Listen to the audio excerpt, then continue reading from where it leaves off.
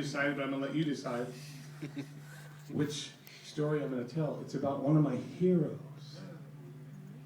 Jesus. Are you kidding? Really?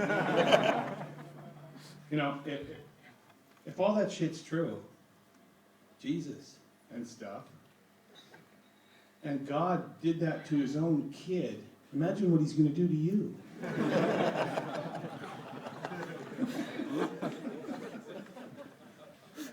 That's why if there is an Antichrist, I'm going to suck up to that guy as quickly as I can. Because I got no chance in heaven. No fucking way. If that's what God did to his own kid, we're fucked. We're totally fucked. You guys know that, right? I hope you do. Anyway. I guess, Jesus, please. You know, I'm sorry, I didn't mean it. Strike me down. Kadoosh. I'm dead. I can only be so lucky. Anyway, you know why I'm not going to die right now? Because I'm not done suffering yet.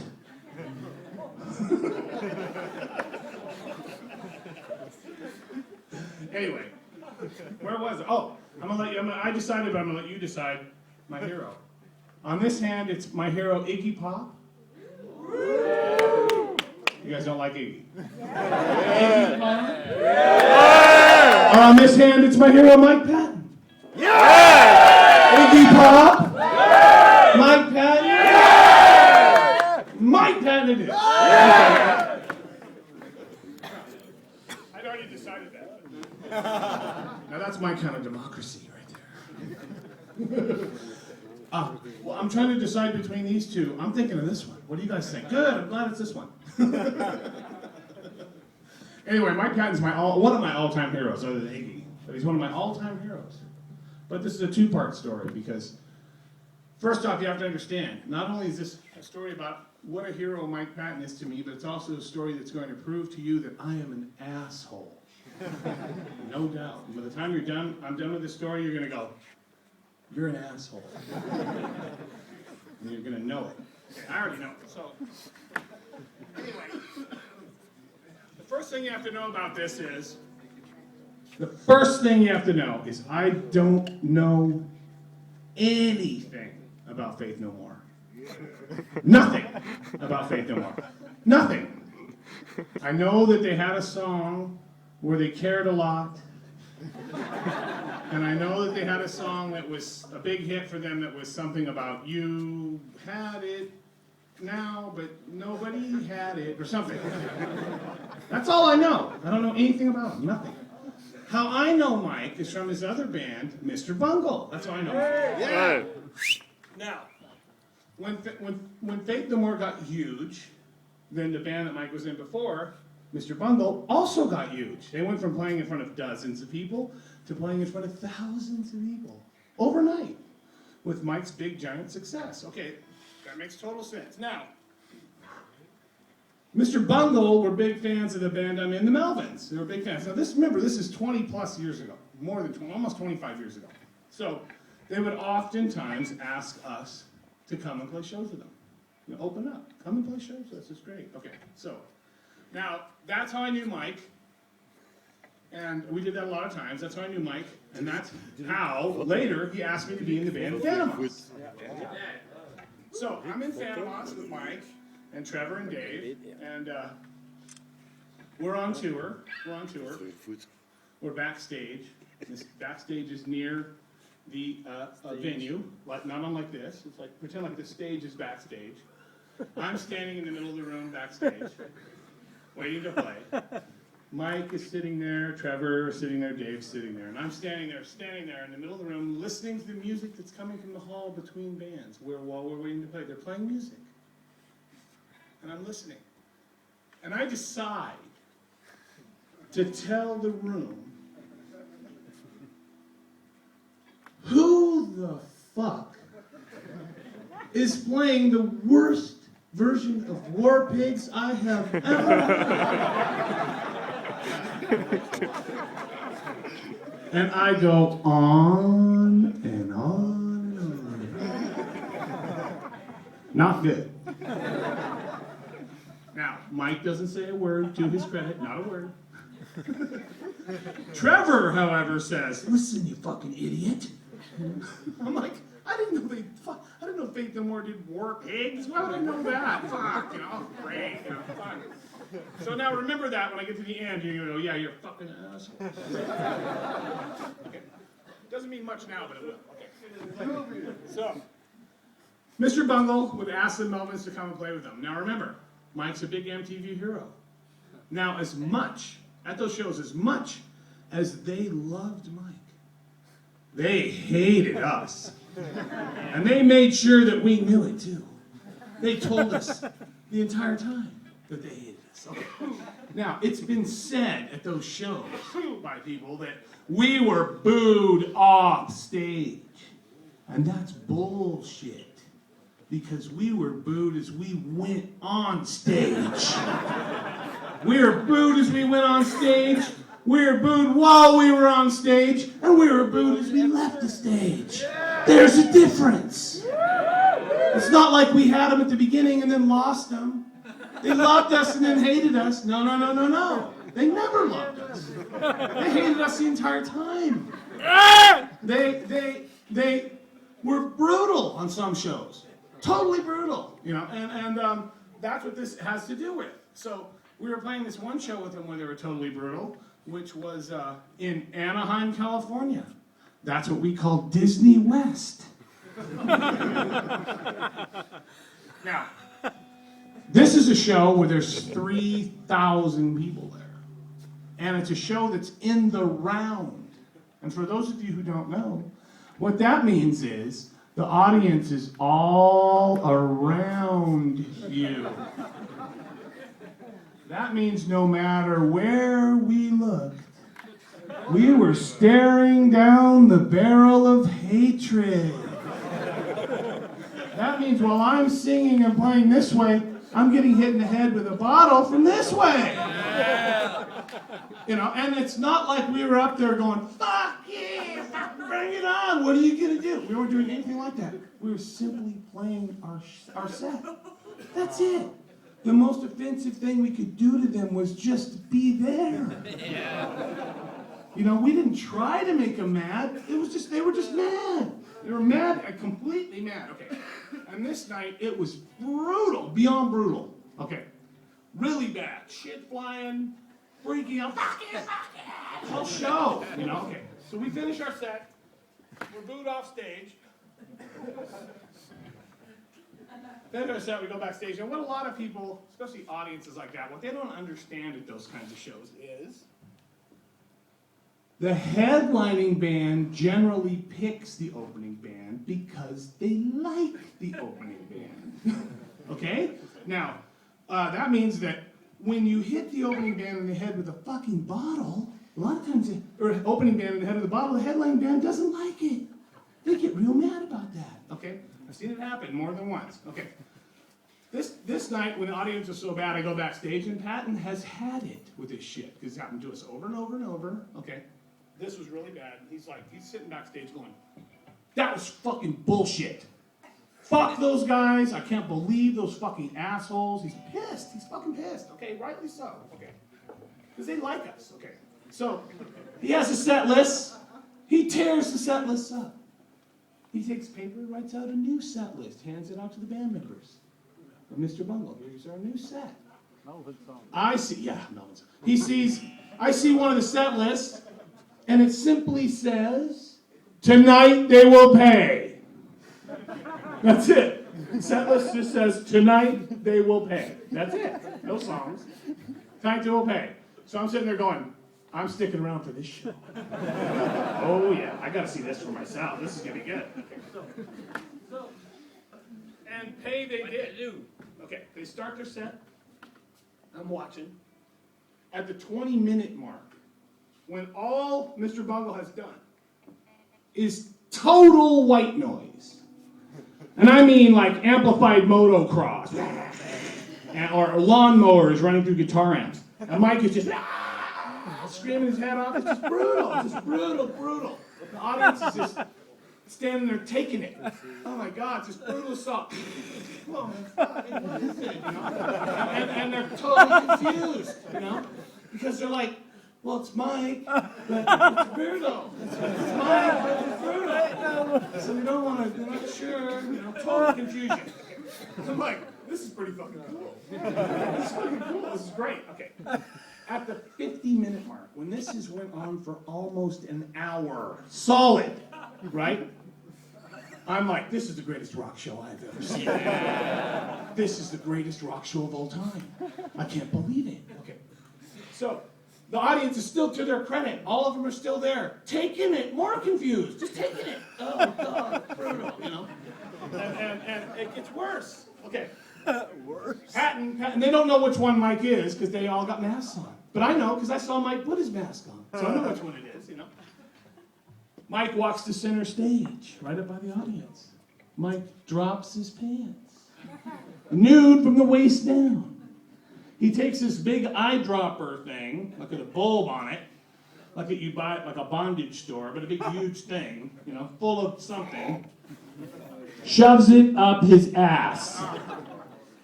Squeezes it into his ass, pulls it out, turns around, faces the audience, and fires it 6 or 7 feet straight into the audience.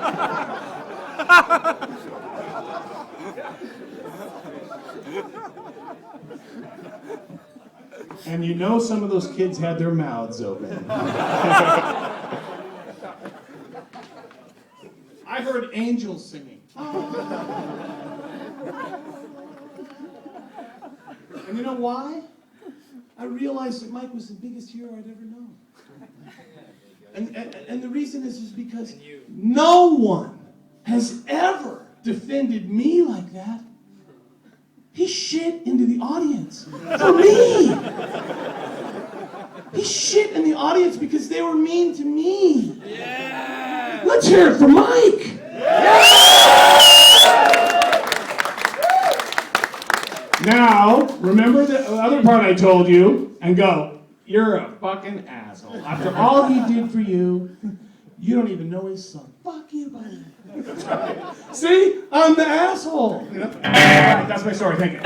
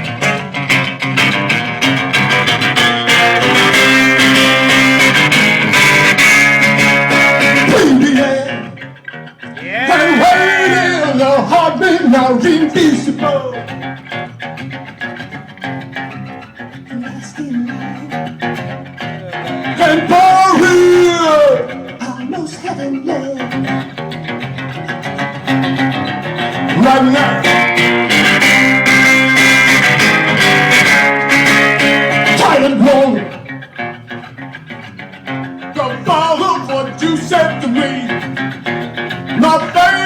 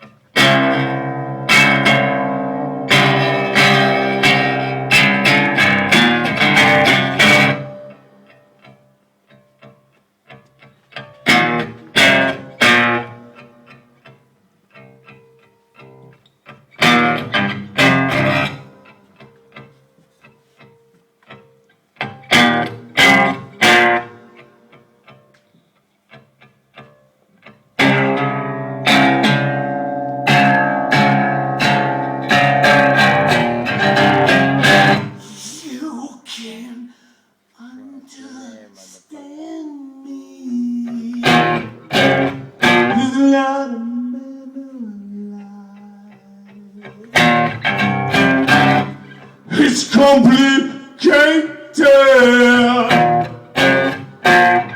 but that's no problem.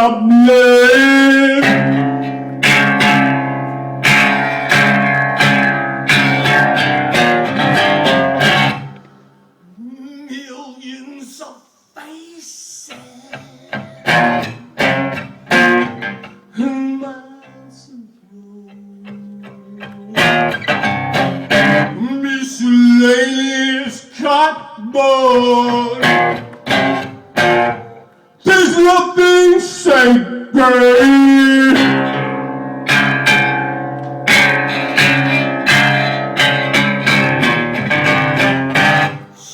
You can't think it over. Suicide here. You can't make me like it.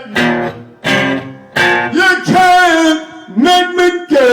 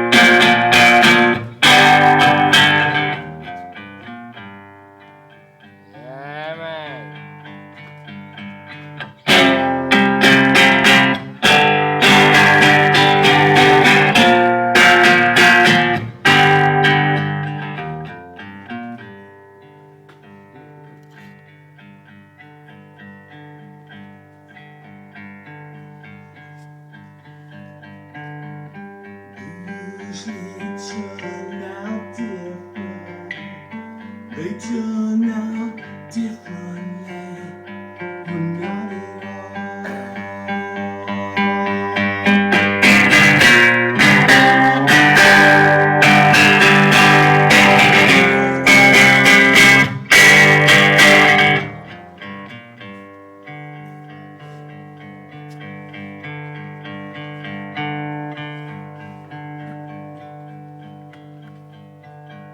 no time for violent music.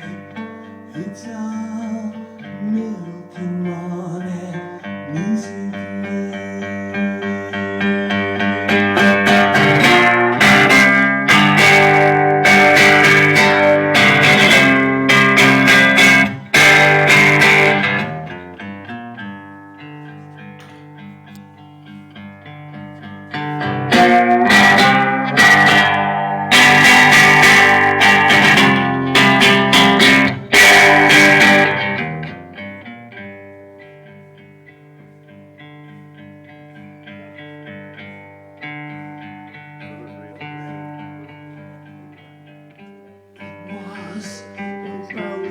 Different.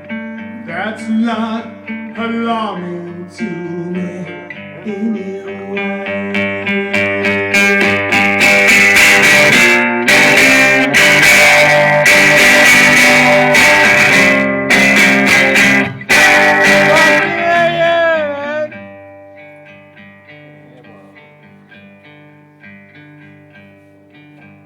C'est putain qui est Buzzo quoi.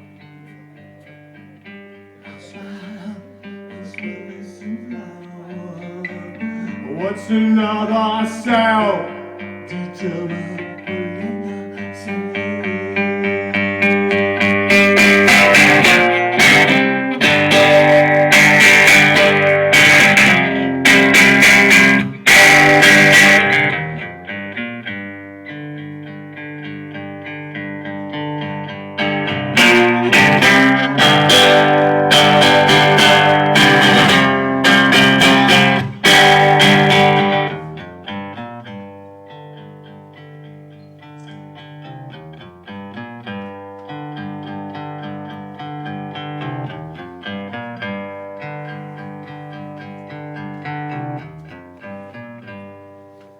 you. Yeah.